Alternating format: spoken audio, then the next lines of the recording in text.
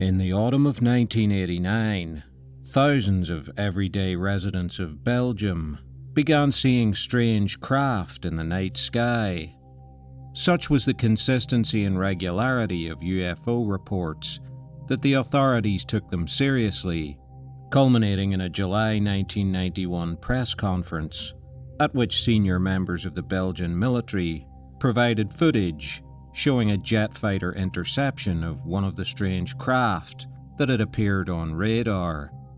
So what was really going on in the skies over Belgium? The mystery began on the 29th of November 1989, near Eupen, a small town close to the German border. Two gendarmes on patrol in a police car, Heinrich Nickel and Hubert von Montigny, saw a strange light illuminating a field. Pulling over to investigate, they saw a huge triangular craft with powerful lights hovering above ground. Unsure as to what was going on, they called the sighting in to dispatcher Albert Kreutz to see if he was aware of any military maneuvers in the area. The craft moved away towards Eupen, and the gendarmes followed in their car. Kreutz, who had been skeptical of the initial reports, suddenly began seeing strange lights in his office at the gendarme station, which he described as, quote, something like a laser beam. The craft circled over Eupen, then headed away again toward a forest, followed by the gendarmes.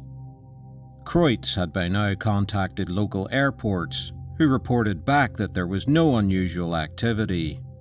Meanwhile, Nickel and von Montigny, who had been observing the craft near the forest, suddenly spotted another unexplained craft rising into the sky near them. The second craft then departed at speed. Moments later, Kreutz saw something similar outside his window, which hovered for a short time, then took off. Later in the evening, two other gendarmes sighted a UFO in a village 8 miles to the north of Eupen. They described a similar experience and a similar object.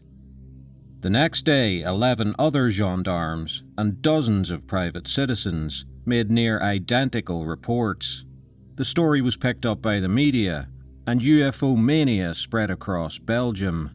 Reports of sightings and experiences flooded in from across the country.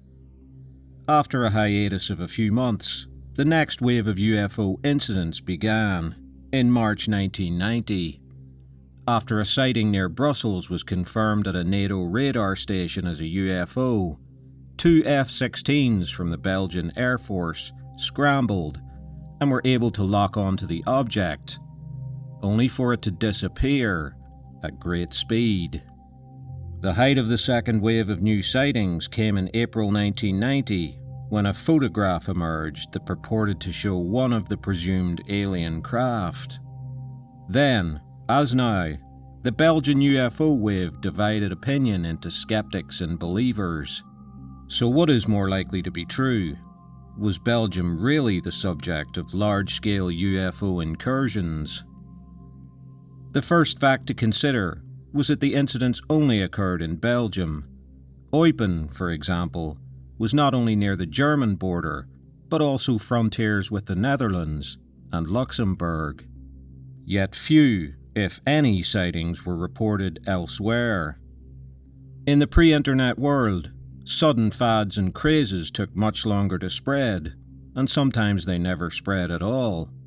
The fact that the UFO wave was contained almost totally within Belgium gives credence to those who claim that the whole episode was localized mass hysteria. It is believed that the other gendarmes in Eupen either had access to the radio system on which the original sighting call was made, or heard about the experience that night. Members of the public came forward in the immediate aftermath of the incident becoming known. A common refrain of the believers is that the stories of those who had claimed sightings are highly consistent, and this alone is evidence that they are real. That could be true, but it is just as likely that consistency of experience is evidence of mass delusion. People can be unconsciously influenced by what they read in the media or hear from friends. The resulting stories tend to echo this. Tied to the mass delusion theory is the fact that many man-made objects can appear unusual at night, in fleeting glances or from far distance. And the atmosphere in Belgium in 1991 had become highly suggestible.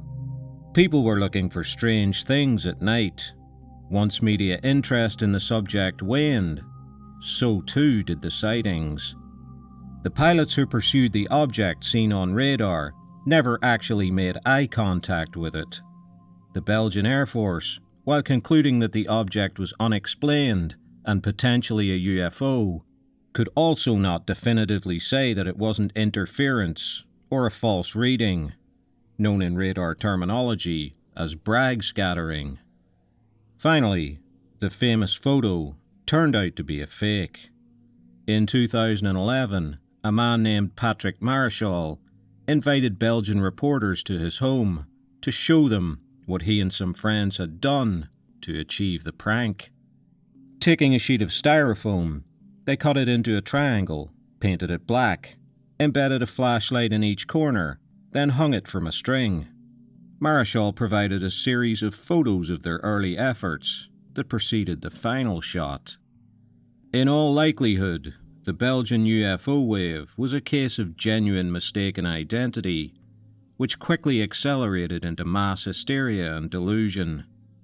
But while what followed the original sighting was highly questionable, there is just a chance that what happened in Eupen on the 29th of November 1989 was real.